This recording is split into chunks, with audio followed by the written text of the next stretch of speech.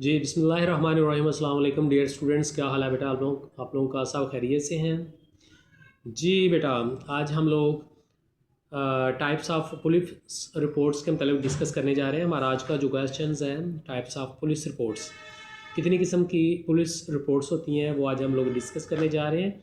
तो वैसे तो जनरली अगर डिस्कस किया जाए तो वो तो initial police report, during investigation police report, और तीसरी फाइनल पुलिस रिपोर्ट होती है।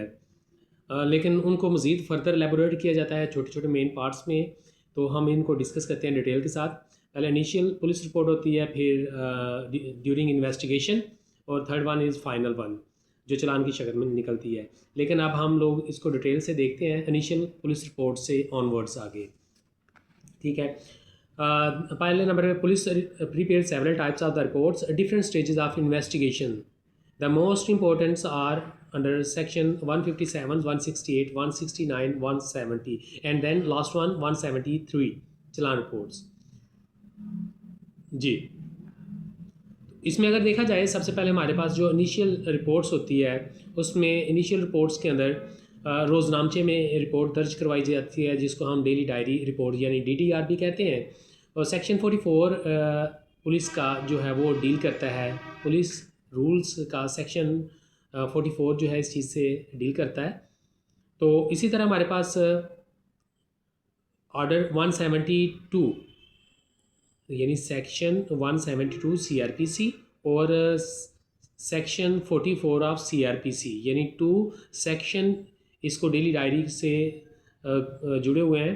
पहले सेक्शन 44 पुलिस रिपोर्ट्स से रिलेटेड है, पुलिस रूल से रिलेटेड है, और दूसरा जो है सीआरपीसी सेक्शन 172 जो है वो डीडीआर से जुड़ा हुआ है।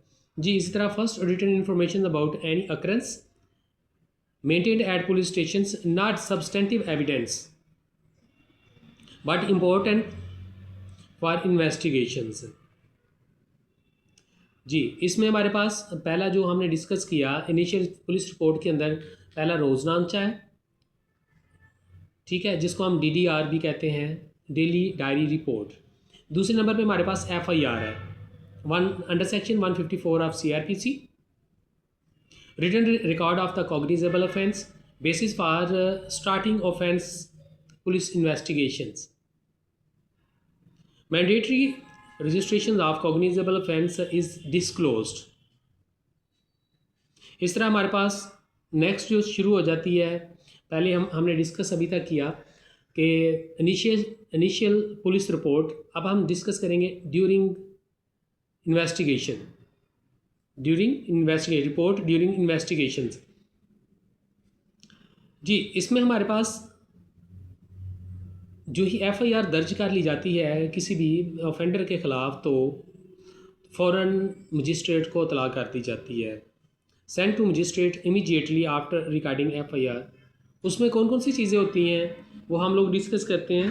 Nature of offence, steps taken for investigations, need for further investigations. अब इसी तरह हमारे पास केस डायरी में सेक्शन 172 सीआरपीसी, केस डायरी जो है वो हमारे पास है 172 सीआरपीसी।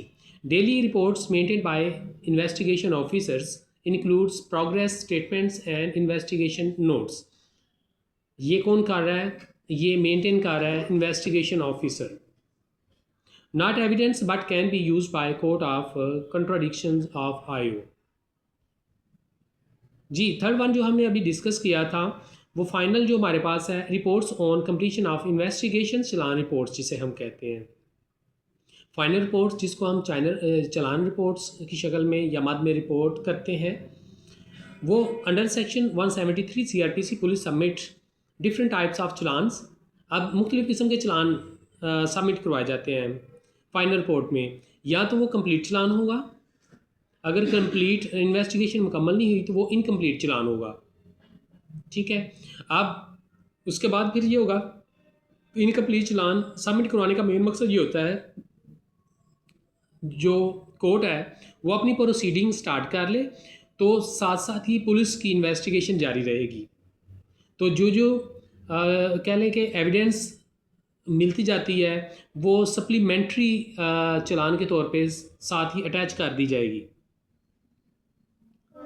ठीक है, तो अब हम लोग बात करें फाइनल रिपोर्ट्स में कंप्लीट चालान की 173(1) के मुताबिक submitted when investigation is completed offence appears proved includes name and of accused witnesses list medical और forensic reports statements documentary evidence. उसी के साथ इंटरम यानी इनकम्प्लीट चालान की भी बात करते हैं 173 प्रोवाइजों के अंदर। File when investigation can't be completed allows court to be started proceedings while investigation continues। इसी के साथ मैंने अभी डिस्कस किया सप्लीमेंट्री चालान के मतलब जिसको हम एडिशनल रिपोर्ट भी कहते हैं 173(8) के मुताबिक file when new evidence emerges after the initial challan adds new accused, यानी जब हमारे पास यहाँ पर सप्लीमेंट्री चालान आएगा तो उसके में जो नई चीज़ें मिली हैं वो ऐड कर दी जाएंगी, जैसा कि न्यू अक्यूज्ड, न्यू विटनेसेस वगैरह जो हैं, न्यू डॉक्यूमेंट्स या एविडेंस।